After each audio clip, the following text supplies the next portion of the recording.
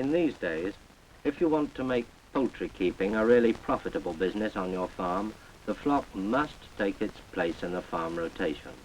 It's not the capital, amount of land, or even the number of birds that makes the difference between one farmer's profit and another's loss. For instance, on this farm, they had an egg production of only 80 eggs per bird last year, while with similar equipment on this farm, they had more than 140 eggs per bird. The secret lies in planning and good management.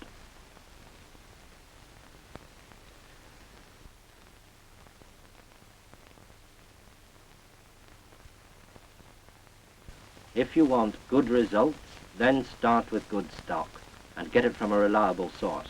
Accredited breeders can help you here.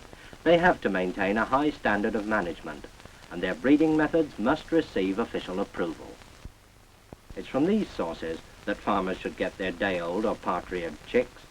There's the added advantage that they can buy pullets only, and so food needn't be wasted on unwanted cockerels, and they can be sure that they're getting the best chicks available. First cross birds should be chosen, which will start laying in September, and it's wise to order early, well in advance of the season. When they're packed in specially designed containers, chicks can travel long distances without harm. Start your day-old chicks in a brooder house and get it ready 3 to 4 days before the chicks arrive. The floor should be covered with litter. Here it's peat moss.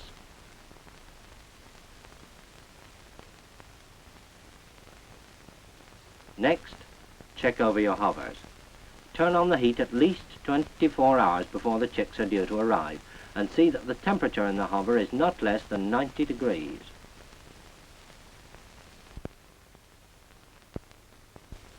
When the chicks arrive, put them in the brooder house straight away. There's no need to pick them out one at a time. Just tip them gently out of the box and push them into the warmth under the hover.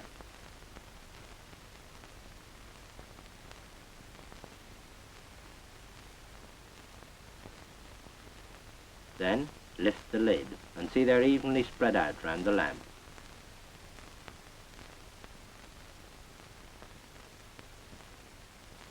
Here's another type of brooder. You can use this one almost anywhere in the farm buildings. The hover is also artificially heated, but here the chicks have only a small run with a wire mesh floor. When the chicks are 2 to 4 weeks old, take them to fold brooders out of doors, where they have the use of a grass run. These fold brooders have hovers exactly like those the chicks have just left.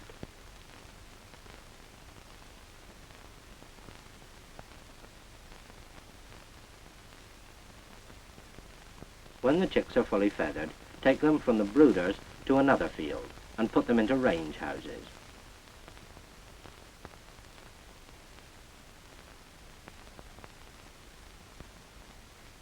For the first day, the chicks should be shut in, but don't forget their food and water.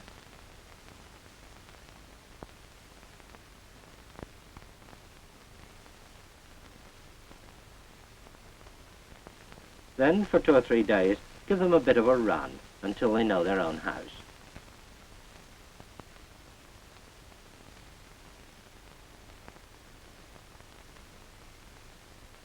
When the chicks get used to their new surroundings, they'll know their way home, so allow them full range.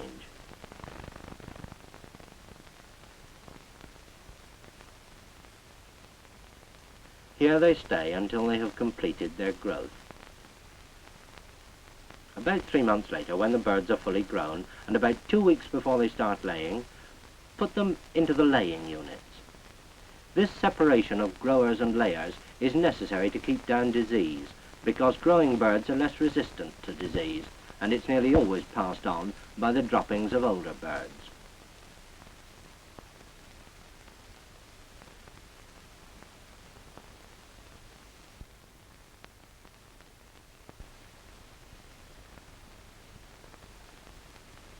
The most important point about housing is protection from the weather.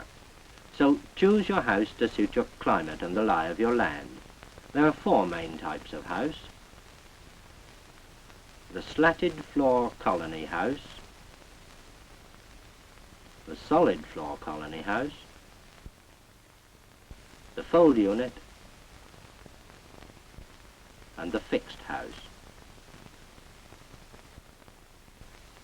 The slatted floor colony house is little more than a protected roost. It has dropping boards to collect manure, a slatted floor on which the birds sleep, and nest boxes fitted to the side walls.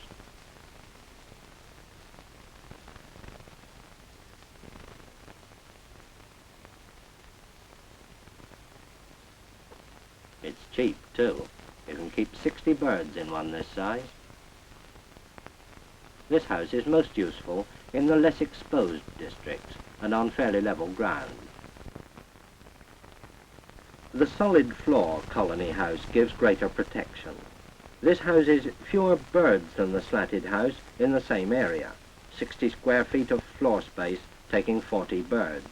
But with the solid floor, litter can be used to give the birds a scratching space indoors.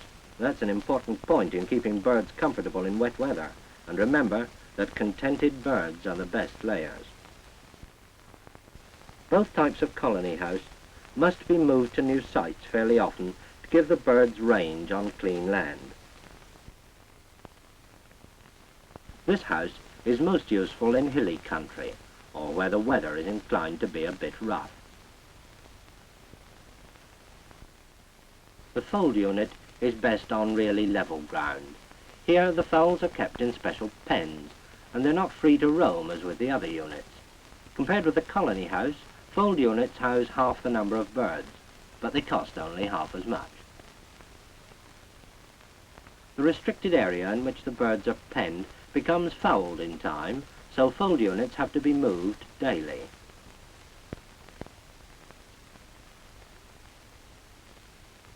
In moving, one end of the fold is lifted by this special carriage.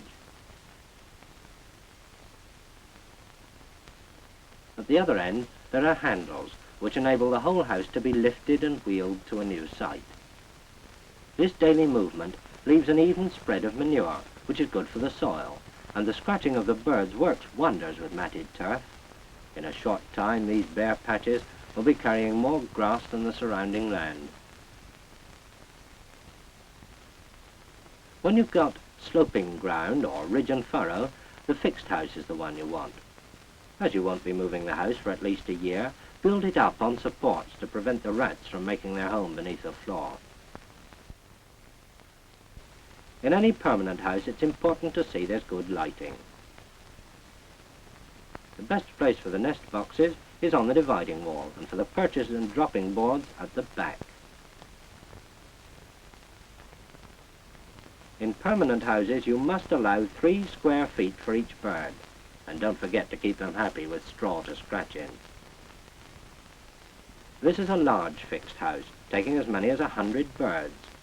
But where small fixed houses are required, the solid floor colony house built on supports in a fixed position will do just as well.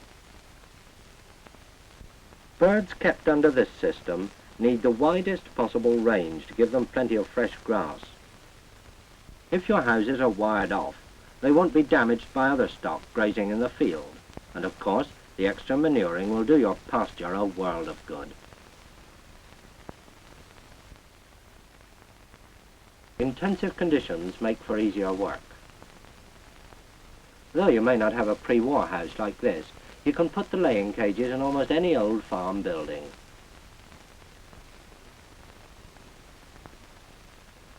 These laying cages, 1 bird to a cage, are costly at first, but egg production is high, especially in winter when prices are higher too.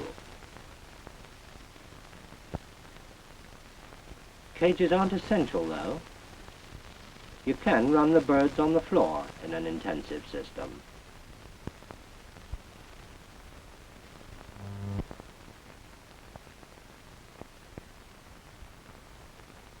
Whichever kind of house is used, the same rules of cleanliness and general management apply.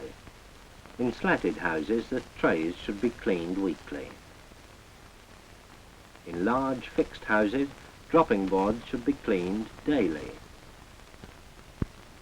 And and an occasional dusting with disinfectant powder is a great help.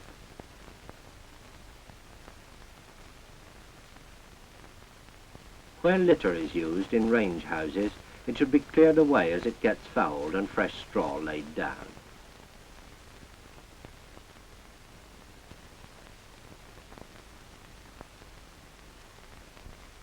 Once a year, give each house a thorough clean out. Since most poultry diseases are passed on through the droppings, cleanliness is most important. After scraping down, give the house a good scrub to remove all traces of previous occupation. If you soak detachable fittings such as slats, the job of removing the caked dirt will be easier. Then, when everything is dry, give a coat of creosote, paying particular attention to the perches and sockets.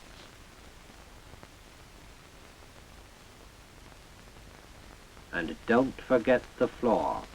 Creosote is both a wood preservative and a disinfectant. Nest boxes should be kept clean too. Then you'll get clean eggs.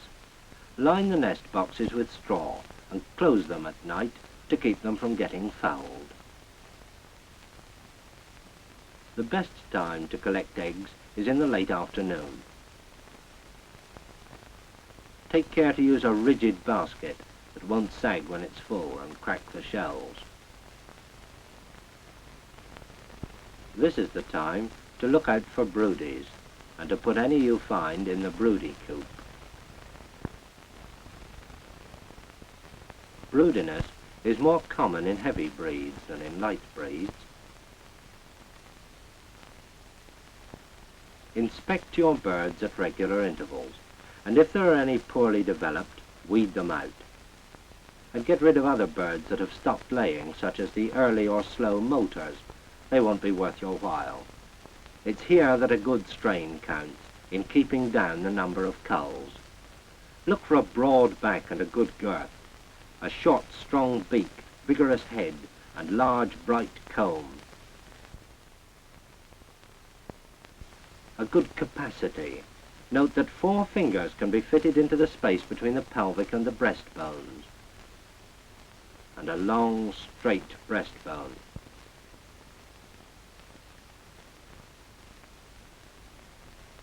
That was a good one. But this one has a poor capacity. Only 3 fingers can be fitted between the pelvic and the breastbones. And the back is narrow and poorly developed.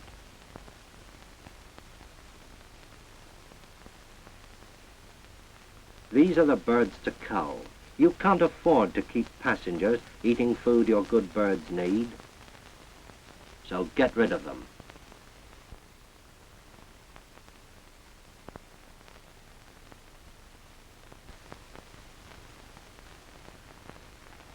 We can't deal here with exact details about the balance and ingredients of each feed. Your county poultry advisor is the man to talk to you about that, but here are a few general points.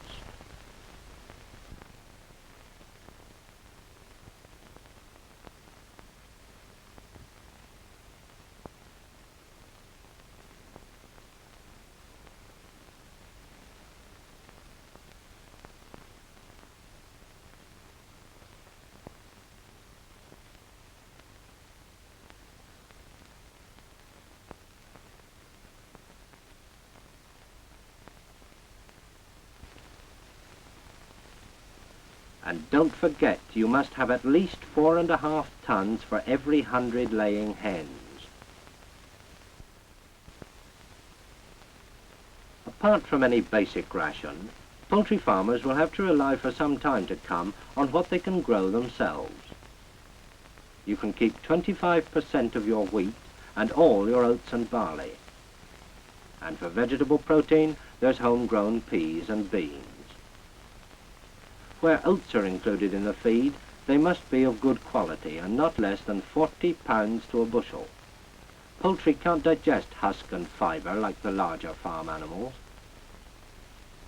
If maize is available, it's best to use it as part of the grain feed. As meal, it can take the place of some of the cereals in the ration. birds also require two forms of grit. Insoluble grit for grinding, which may be supplied in the form of small gravel or flint grit, and soluble grit made up of oyster shell or limestone. This is needed to make the shell. Mash can be fed dry, but wet mash is better for birds on range. It's less wasteful, and it's easier in this form to control the amounts you are feeding. In addition to the meals, a proportion of cereal should be fed as whole grain. But whichever method of feeding you use, it's essential to provide plenty of fresh water. Some farmers will have sufficient rations to manage the feeding of day-old chicks. On the first day, the chicks should be introduced to feeding by eating cut grain off a piece of cardboard. They haven't yet learnt to scratch for their food, and it's best to serve it up to them on a plate.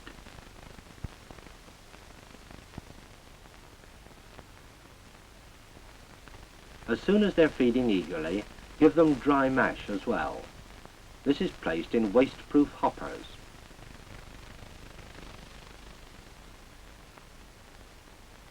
The spinner prevents the chicks from getting into the trough and scratching the mash out. When they are fully feathered, feed the birds twice daily. It's almost impossible to find a wind and vermin-proof hopper, so wet mash and grain feeding is the usual practice. Round the troughs, the ground quickly gets fouled, so it's best to move the troughs daily. Give the birds as much as they can eat in 20 minutes. The usual method is to give them mash in the morning and grain at night, which should be widely scattered at some distance from the houses. If your grass is good, you can sometimes cut down the protein content of the ration. But if you're in any doubt, have a chat with your poultry advisory officer about your feeding problems. If you are going to make a success of poultry keeping on the general farm, buy good stock from a reliable breeder. Remember that chicks hatched in March are the best proposition. Keep only as many birds as you can feed properly. And don't waste food on bad doers. Choose the type of house most suited to the climate and lie of your land. Move your houses regularly and keep them clean and free from disease. Well, that's the drill for improved egg production. More labor, more birds, or even more capital isn't the answer. But with planning and good management, poultry can make a valuable addition to the profits of the general farmer.